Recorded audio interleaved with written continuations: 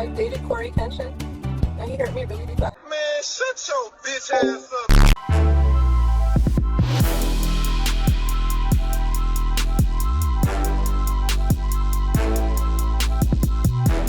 Imagine waking up one morning to see your wholesome favorite childhood streamer trending again. But hold your horses, because the script has flipped faster than your Wi-Fi drops during a ranked match.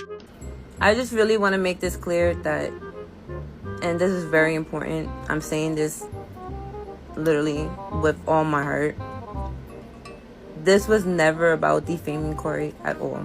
This was literally not intended to attack or have attacks towards Cory. So please stop the essay allegations towards him.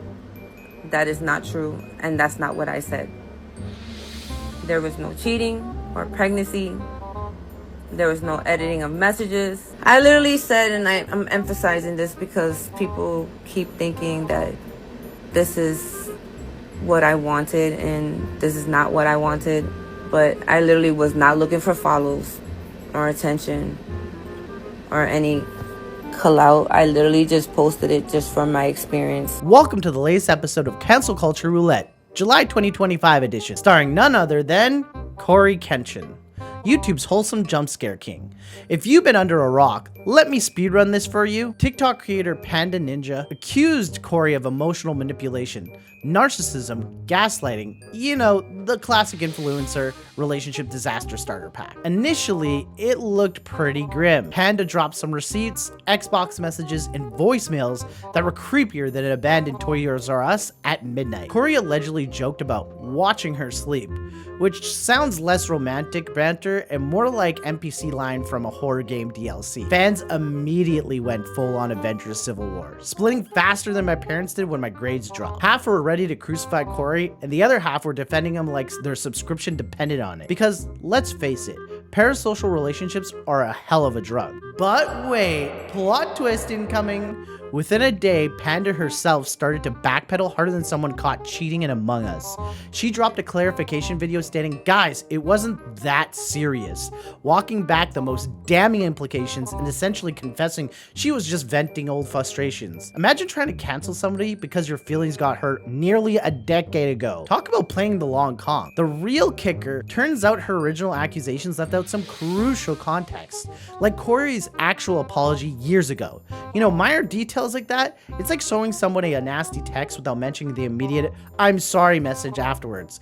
Convenient, right? To make matters worse for Panda, her former roommate spilled the tea, revealing they weren't even officially dating, calling their interaction a brief fling at best.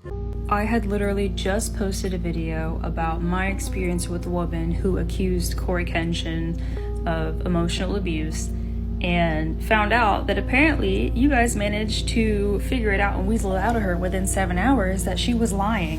When we did live together, she did very briefly tell me about Cory, but more in like we didn't actually date, we just kind of talked, but because he was busy with YouTube stuff, it didn't work out.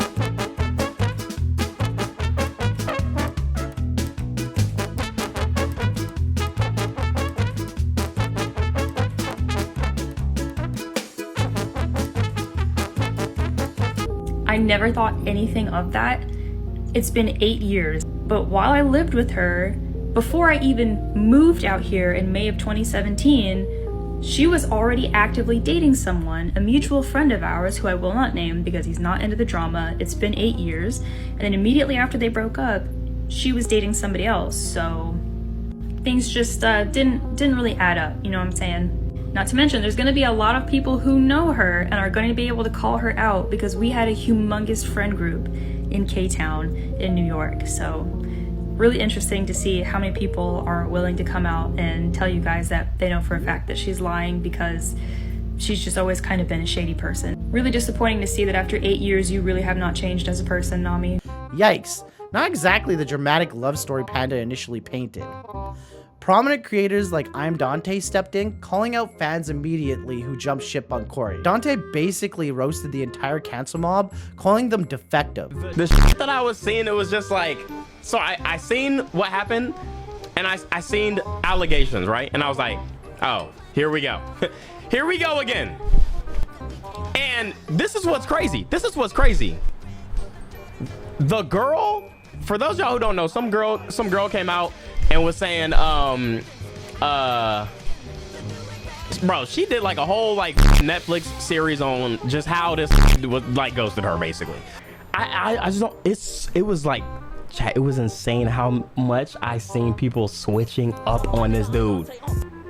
And then when it came out that shit was not true and she never said that and she don't know where this came from, even though she posted that video that made her look crazy for joking like that, people still said, but I still find it weird and uncomfortable how he made that joke. You know what I found? They dated 5 years ago. 5 years ago.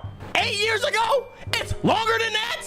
Oh my God, bro. What the f is she doing? I'm sorry. How old is this girl? Real. How old is this? You are grown. I'm sorry. Look. I get it. This was probably a shit boyfriend. Ain't treat you right and all that shit. 9 years later, you come out and say this is a shit boyfriend, by the way. So you are in your mid-30s, and you randomly are just like, this is a bad boyfriend, and you should stop watching him. He left me on scene and then only hit me back to get some pussy. How do y'all feel about that? Which, let's be honest, sounds exactly like Dante's brand of tough love. Even Jalen and other commentary channels pointed out how shaky the allegations were, highlighting Panda's inconsistencies and dubious motivations. I mean, this was diabolical. Now the community's done a full 180. Cory's name went from trending along hashtags like cancel Cory to hashtag Cory is innocent. Practically overnight. Fans started defending him like it was a boss fight on Elden Ring. Coordinated, aggressive, and weirdly heartwarming. Meanwhile, Panda Ninja found herself facing the mob she created. Her dramatic slideshow exposes went from breaking news to a laughingstock meme format. TikTok comments transformed into an apology fest for Cory, and people were actively debunking her claims in real time. But Cory himself, still radio silence. He didn't even have anything to say. The internet basically self-corrected. It's like beating a boss fight without lifting a finger. That's legendary gamer move right there. But let's dig a little deeper here. Why did this drama even gain traction in the first place? There were so many quick to assume that the worst about someone known for being wholesome. It's a classic example of how the internet jumps to conclusions faster than a Redditor trying to claim first in the comment thread. Let's talk parasocial relationships for a second here, okay? Fans don't just watch creators anymore. They emotionally invest, forming bonds that feel almost personal. So when allegations like Panda surface, people don't just see a stranger getting accused, they see someone they felt connected to, someone they trusted. Betrayal gets personal. The internet reacted like a jilted lover, emotional, rational, and dramatic as hell.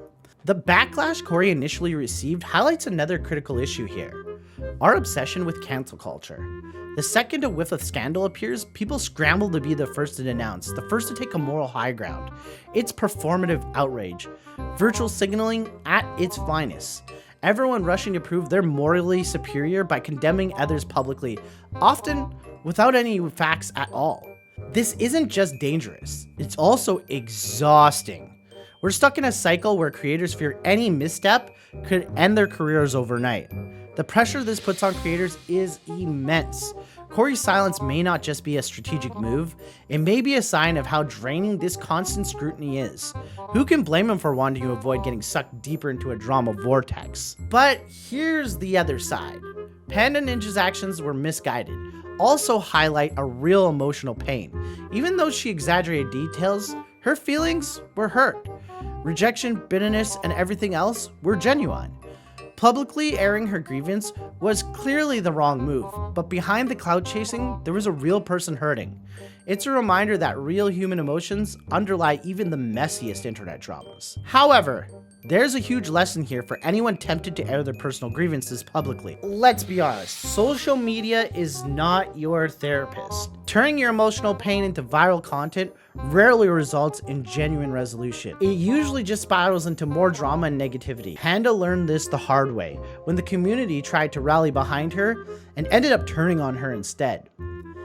And speaking of community reactions, let's give credit where credit is due for once, alright? The internet did something incredible. This is kind of like Saladgate. If anybody doesn't know this, there's a situation, and basically this lady, she went to a family get-together from a friend who invited her. They brought a salad, she got there, and she was completely humiliated. But the internet, they banded together, and it was so amazing. So let's give credit where it's due right now. It was amazing. It's like, it self-corrected itself, and the fans, they banded together, piecing evidence like internet detectives, fast-checking claims, and quickly shifting narrative from unfounded accusations to balanced scrutiny. It's rare to see collective sanity prevail online, like really. It's kind of crazy how that doesn't actually happen very often, and it's honestly kind of impressive. It also showed the value of patience and skepticism, waiting for more information before forming an opinion. This should be standard practice, yet it's often neglected in fast-paced digital culture because, well, everybody's kind of dense. Sorry, not sorry. This Cory drama underscores why taking a beat before reacting is essential. The internet's short attention span usually moves on, but the reputational damage left behind can linger forever. So, what did we actually learn from this digital dumpster fire? First, don't rush to cancel anyone without hearing all sides. The internet loves nuances about as much as it loves lag during rank matches. But sometimes, just sometimes, patience pays off. Second, social media isn't a courtroom. Accusing someone publicly without full context just creates more drama than a season finale of a reality TV show or the ending of Lost. Anyway, third, parasocial relationships are dangerous. If you idolize creators like gods, you're inevitably going to be disappointed. Remember, everyone's human and everyone makes mistakes, except Keanu Reeves. I'm still waiting on evidence that he's actually immortal. Fourth, constructive criticism outright just beats damning somebody every time. You can hold people accountable without immediately trying to end their careers. And finally, next time you want an apology, maybe just slide into their DMs privately instead of creating a viral scandal. Trust me, it'll save you a lot of public embarrassment. As for CoryxKenshin, here's proof you can actually still clutch a victory by doing absolutely nothing. Truly the AFK strat of the century. Stay skeptical, stay informed, and please, for everyone's sake, think twice before you hit post. Like I did. I had to go back and redo this whole thing because initially I thought that CoryxKenshin was actually the bad guy in this situation, and then I did a little bit more research and I found out it was not the situation. Man, that would have been really embarrassing if I did that. Am I right? Anyway, Zenith out. See you next time, gremlins. Peace.